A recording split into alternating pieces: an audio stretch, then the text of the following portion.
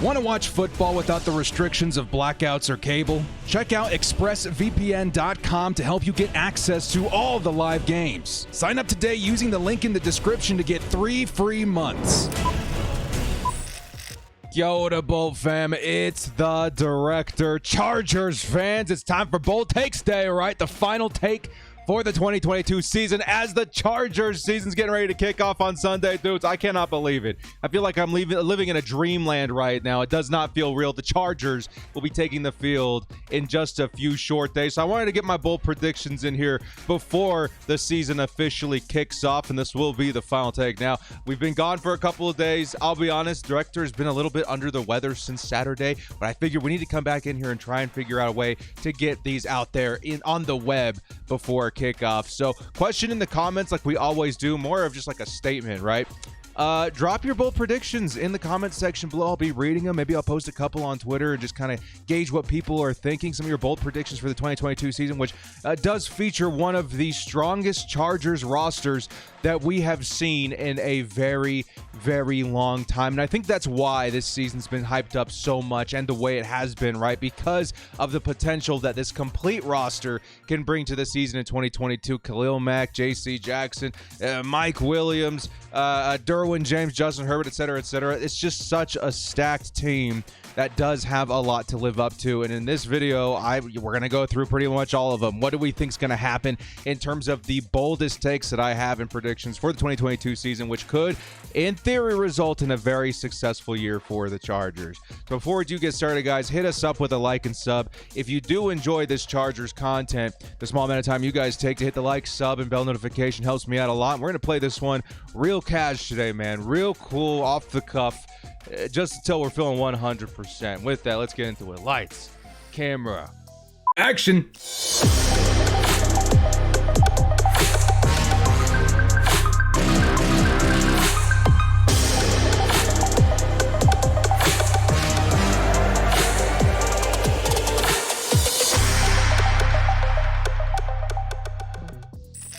Your LA Chargers 2022 bold take predictions video, man. Guys, if there's one thing that's for certain every single year, the first week of school, something gonna get brought home. But you know what? It's all right, dude, because again, Chargers football, the best remedy for anything is Chargers football, which is just around the corner.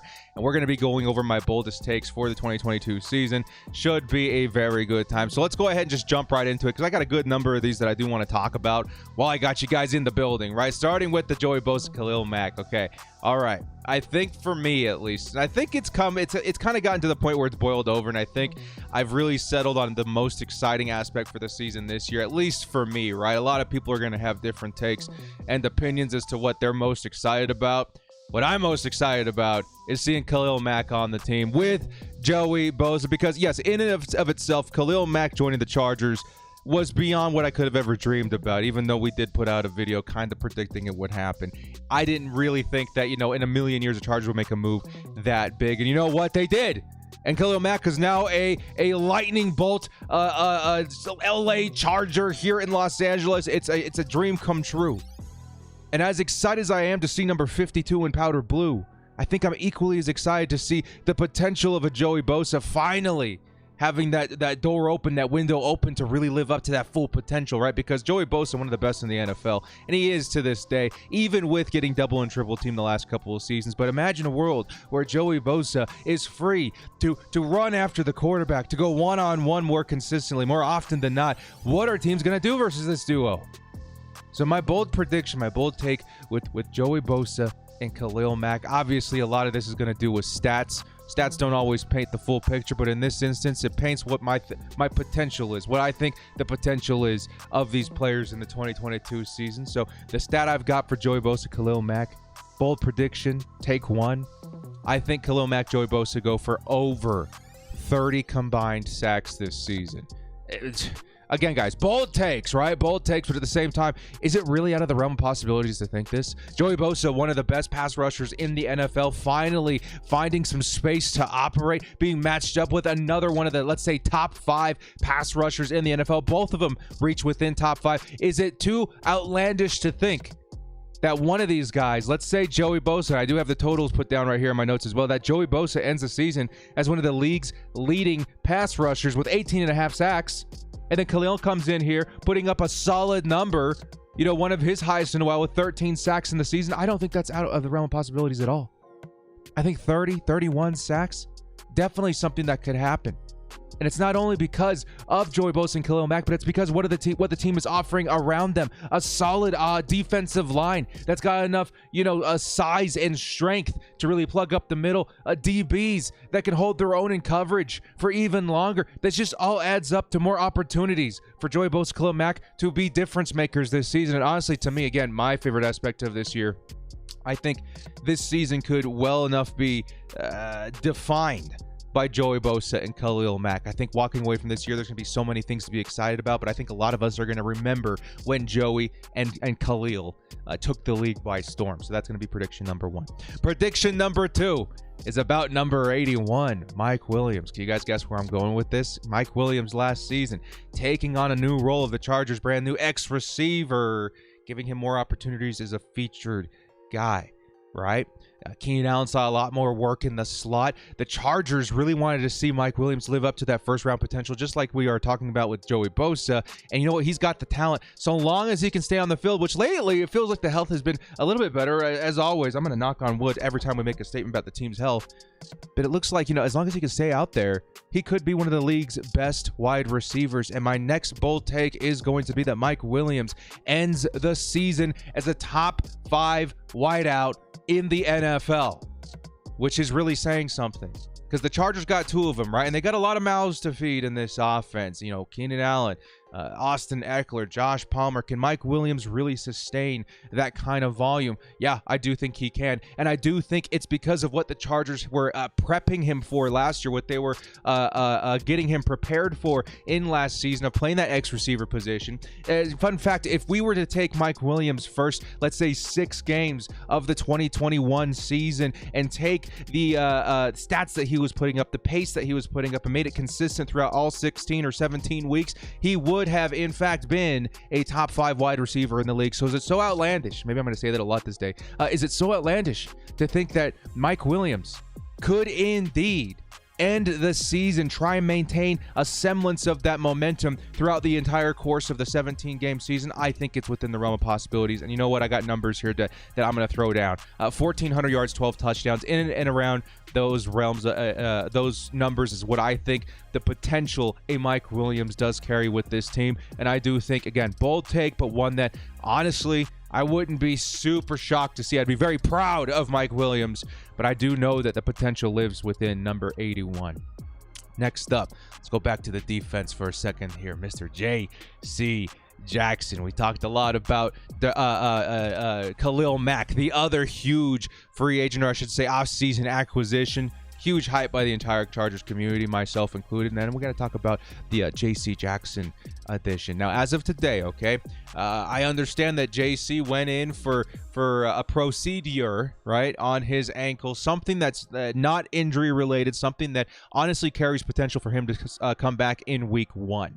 And even if he does miss week 1, I don't think he's going to miss much time after that. He is at this point day today, so I think it's more than likely he will start. If not, it's nothing to really be worried about. So that being said, yes, we understand the situation with J.C. Jackson. But you know the other thing with J.C. Jackson? Brandon Staley, who had worked with Jalen Ramsey and a flurry of other incredible defensive players with the Los Angeles Rams. I feel like he got his version of Jalen Ramsey in the Los Angeles Chargers organization now with a J.C. Jackson. Because J.C. Jackson, if you really take a look at him, he really has shaped into one of the best cornerbacks in the entire league, especially when it comes to one very important stat, and that's interceptions. The Chargers have been one of the teams in the NFL for a long time when it comes to generating turnovers, generating picks, forced fumbles, etc., etc. Getting that number up is something I'm sure Brandon Staley was very focused on this offseason, and who else better than Mr. INT himself?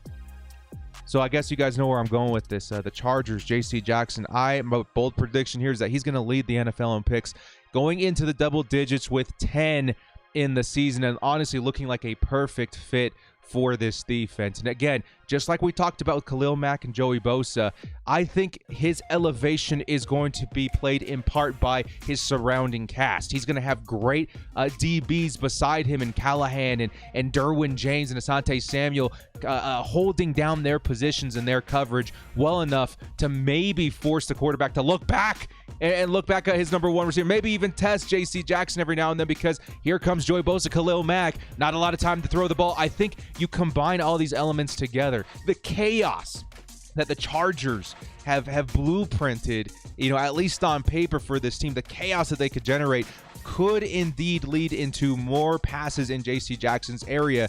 And when, passes are hurried up anywhere in the area of J.C. Jackson, we know that he has the potential to come down with those interceptions. So a lot of people worried about J.C. and his fit outside of the New England Patriots. I am not, especially because he's walking into a much better situation in terms of generating picks. So my bold take is going to be 10 interceptions for J.C. Jackson, which does lead the NFL in my prediction here in 2022. Next up, let's talk about a player that I don't know if you guys saw. My league of record, 11-year league. We went out there, I posted my team the other day, and I ended up walking away with Alvin Kamara and Najee Harris. Very exciting. Well, as of today, I did secure the bag. I did make a trade. We have Austin Ekeler on the team. And it's because I believe in Austin Ekeler. Okay, I think Austin Ekeler is the real deal, one of the best free agents of all time to be signed by the Chargers, and he's going to be in the company of guys like Antonio Gates. It's incredible. But I do think in this bold take, maybe this one's not as bold, but I do think it's something that needs to be said. I think Austin Ekeler does take a step back this season. Does that mean I think he's going to be bad? No. That's why I told you guys I just traded for him, and I traded a large amount to get Austin Ekeler on my team because he's going to be one of the best offensive, weapons and producers in the NFL in 2022. But I don't think he's going to be the 20 touchdown guy that we saw last season, right? But it doesn't mean that I think he's going to be bad in any means. I think he's still going to remain a top producer, even though, 20 touchdowns was a huge accomplishment last year. I don't know if he's going to need it to remain one of the top producers this season. I got him down for 1,650 total yards and 15 touchdowns. Still very, very good. It is a step back, but still one of the best in the league. And Austin Ekeler still remains one of the best chances for the Chargers to get into the end zone. 15 touchdowns. Very, very impressive. I think I had something like 7 through the air and 8 on the ground, I think was what I decided to settle on. Next up on defense, we got Derwin James, the quarterback of the defense, right? A lot of people super excited about his potential this season, especially after signing that big fat extension. He's going to be a Charger for a long time. And it's because Brandon Staley understands what we got in Derwin James. Very, very few players exist in the history of the NFL that are like Derwin James. And the ones that do are considered the greats. The guys that can really affect every level of the field. The Troy Palomalus, right? The Cam Chancellors. Derwin James has to be thrown into that conversation now because of what he possesses. Sure, he does not carry the pedigree yet. Those guys I carry in very high regard, some of my favorite players of all time. But I think Derwin James is now entering the conversation of being utilized in the same breath. And I do think that this season he's going to prove it. He's going to take his first step towards those names of great with some very impressive statage. Now, when it comes to safeties, especially ones like Derwin James that really try to affect every level of the field, I don't think you're going to see one stat that really is eye-popping. Maybe other than the tackles. I think he's going to get a lot of tackles. But when you take a look at it as a whole and you kind of scrunch all the numbers together, you're like, wow, actually, you know what? This number is really good for an individual edge player. This number right here is really good for, let's say, an individual DB, but nothing is super elite. But together, I think it is elite. So the numbers I have in the conversation for Derwin James are 6 interceptions. Again, you pair that up with the pass rushing, I think things are going to happen, especially with letting him loose all over the field. 3 forced fumbles, 121 tackles, and 5 sacks. I think those numbers, guys, really, when you take a step back and you look at things, all together are kind of nuts, kind of insane. I may even be lowballing him at this point. I think that's the potential of Derwin James. So much so that the second part of this bold take is that Derwin James is put up in the conversation for defensive MVP this season, because I do think that he's the kind of talent that can really shape a team. And I do believe that Derwin James is going to prove it this season. Next up, Keenan Allen.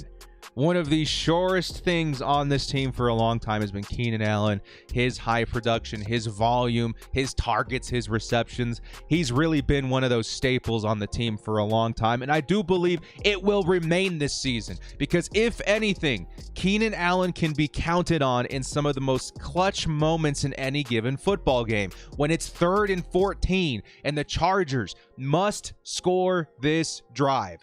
Who more likely than not, and who more often than not, is the man that runs the crispest route, understands where the sticks are, and gets the Chargers that conversion they most desperately needed? It's Keenan Allen. That's why we call it a 3rd and Keenan, because he's so clutch in those situations.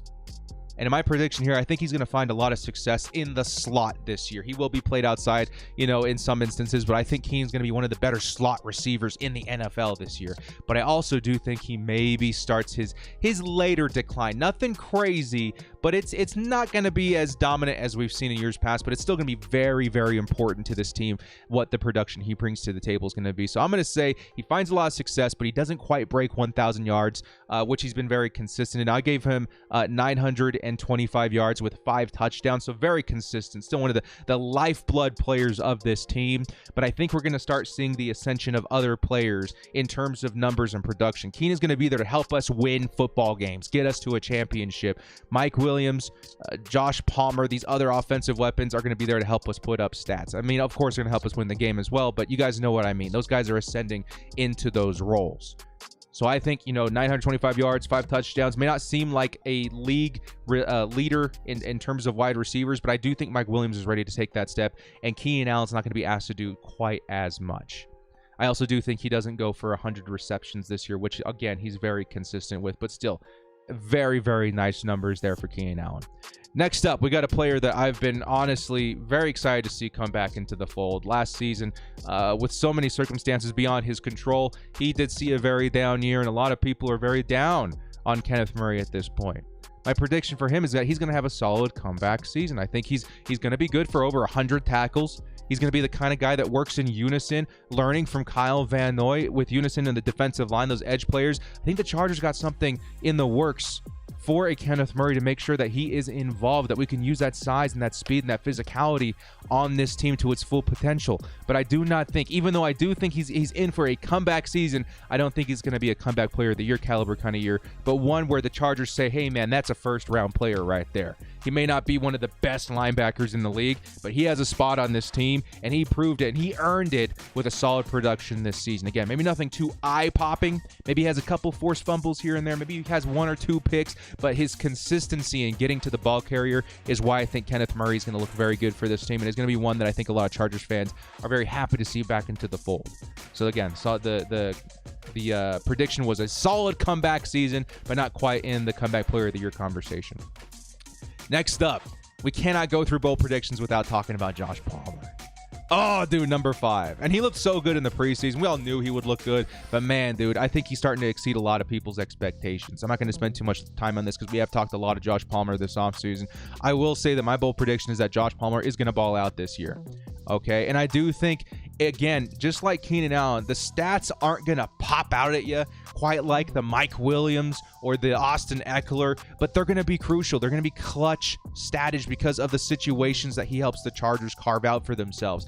Josh Palmer, if you take a look at a lot of his targets last season, and even in the preseason, he's coming up with clutch receptions in double or triple coverage sometimes. He's moving those chains. He's coming up with, huge scores against quality, coverage. That's why the Chargers picked him up, is because he was slapping around some of the best DBs in the nation his collegiate career, and he's doing the same thing in the NFL.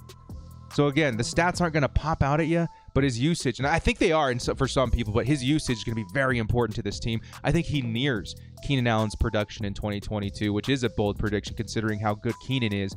I have Josh Palmer at 806 yards and 7 touchdowns this year. I think the Chargers are starting to like what they see out of him in terms of that red zone threat, the contested catch ability. Again, I've always viewed him as kind of a hybrid in terms of talent of Keenan Allen and, or I should say skill set.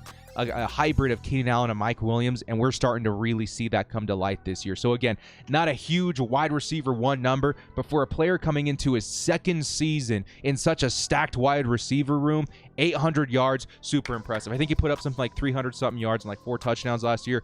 We're talking about more than doubling both of those categories, and I think he's going to be very, very nice for the Chargers in 2022.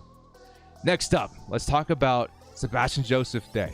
And you know what? I'm actually going to say let's talk about the entire defensive line as a whole, because this is one of those positions that the Chargers just had to get right this season. We got to fix this Chargers defense versus the run. We've got to generate more pressure from the interior. We cannot be one of those teams that you can run on, at will, without consequence, and that works every single week in and week out.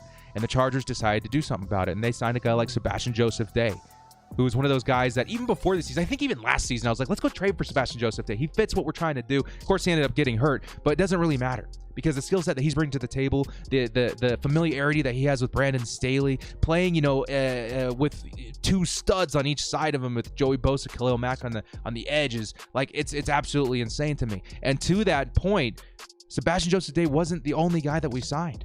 We got Austin Johnson, Morgan Fox, who I think is going to be stepping in a lot for Jerry Tillery. We've seen a huge ascension of Braden Fayoko. We drafted the rookie Tito Agbonia. I think the Chargers defensive line all of a sudden is looking very good. And to me, all I need to see is a team that you can't freely run on. A top, let's say, half team in the league. I need them to be somewhere around 16th to 20th to make me feel better in terms of the run defense. Because last season, dead last. We cannot be dead last. But I think the Chargers have done more than just a top half team in the league when it comes to run defense. My bold prediction on this one is going to be the D-line produces a top 10 unit versus the run in 2022. Going from one of the worst to one of the best. A top 10 run defensive team in the NFL. I think that's a good bold take, but it's one that I think it's within the realm of possibilities. These guys are quality dudes, man, and we have not yet seen them work together in live action football. I think week 1 is going to be a very nice test versus the Raiders and Josh Jacobs. But I also think that the Chargers, we may be not giving them enough credit to the kind of work they did on that D-line. Not to mention that Khalil Mack is a huge upgrade at the edge position when defending the run as well. But that's a category for a different day. Next up, let's talk about the tight end and Gerald Everett. The Chargers, it seems like they're after something very specific because I see a lot of similarities in Gerald Everett and even Jared Cook and Hunter Henry a little bit too of Chargers years past. And that's the verticality, right? The vertical threats out of all of them. I feel like, Hunter Henry may be a little bit more of a hybrid blocker, but Jared Cook, he brought something very specific to the table last year, and I think that's what the Chargers were targeting.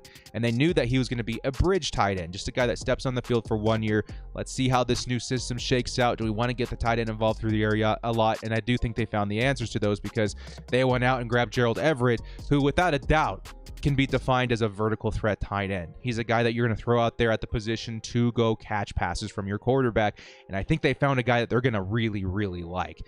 I think that Gerald Everett, in terms of production, is going to be the best tight end that the Chargers have had in a long time. And as a matter of fact, I think he's going to put up the best season by a tight end for the Chargers since the 2019 season by Hunter Henry.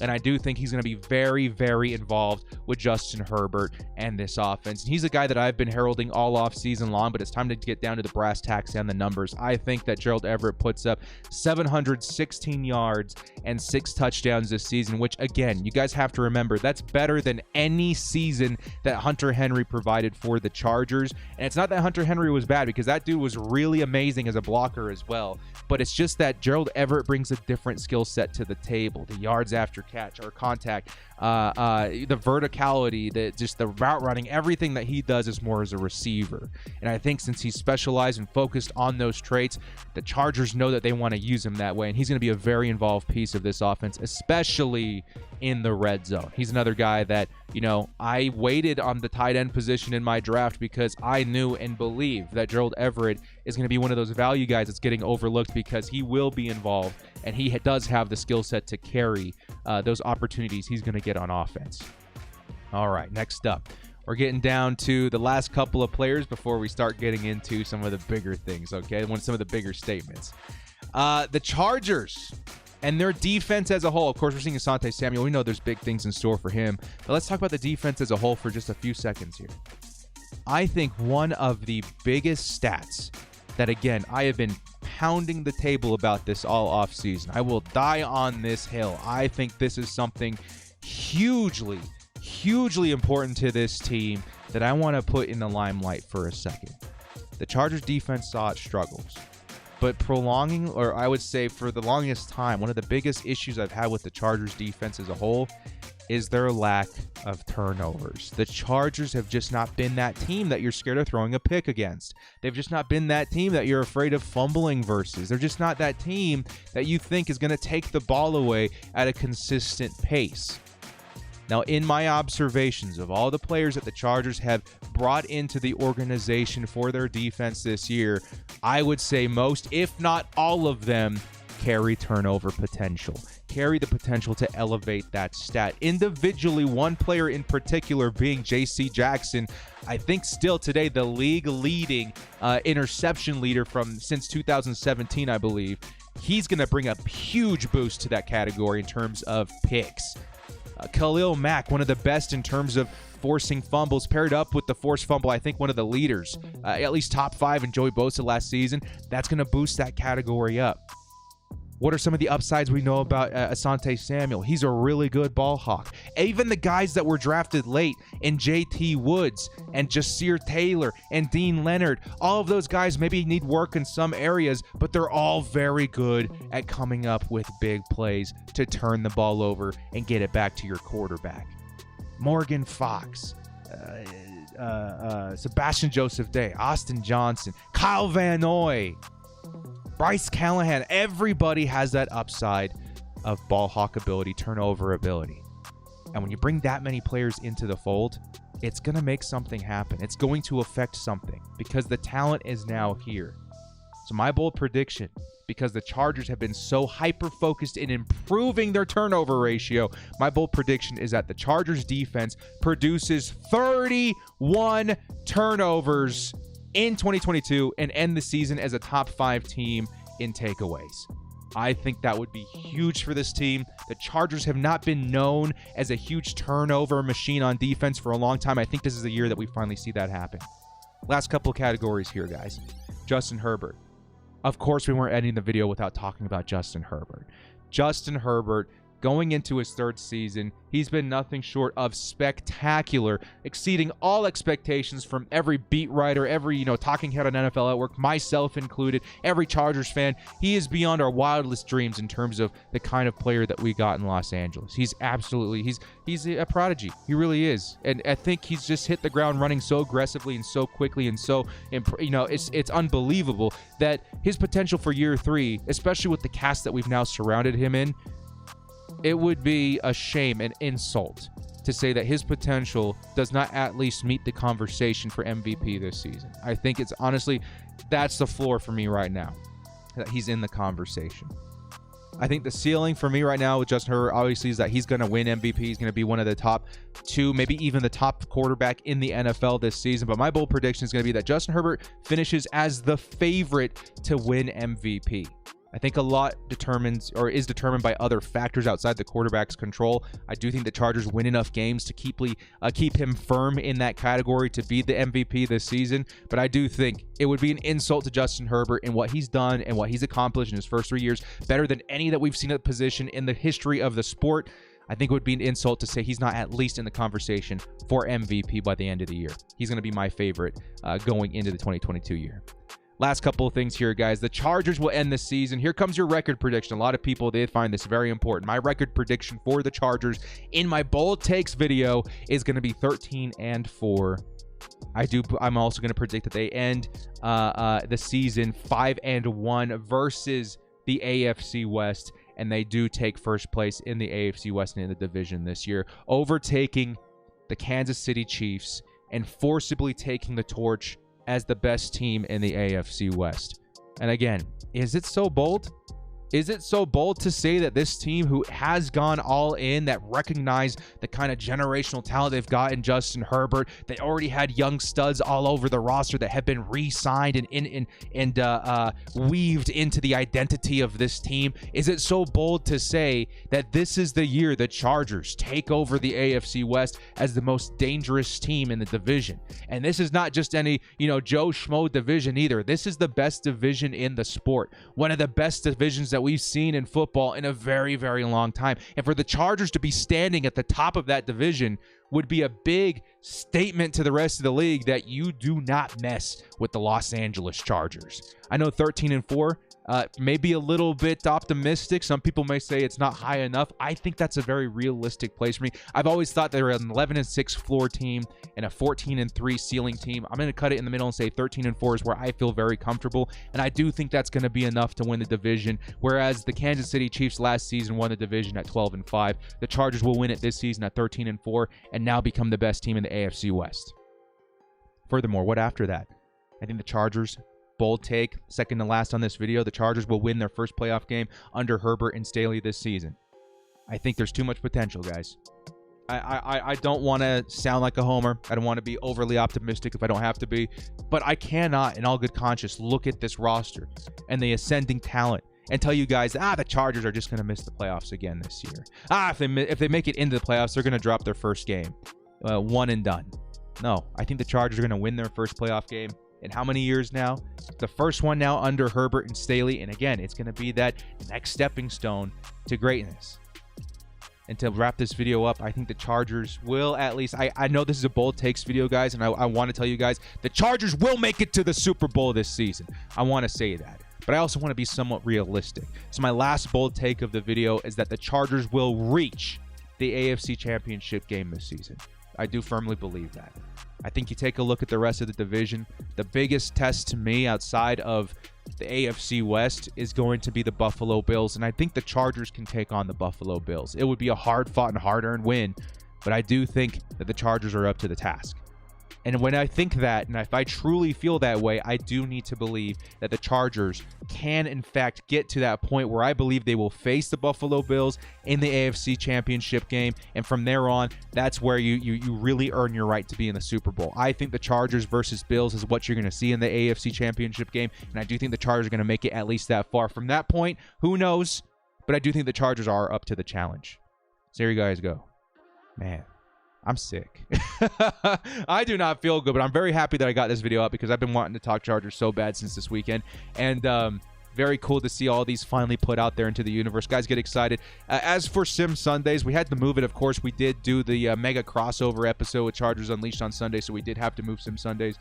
If I'm feeling up to it, I'm hoping to get it out there possibly tomorrow on Wednesday, just to make sure we can wrap up that season and put a close to the Sim Sundays to see what the Chargers win total would look like. Well, guys, thank you so much for joining me. Put your bold predictions in the comment section below. I'll be reading them leisurely throughout the next couple of days.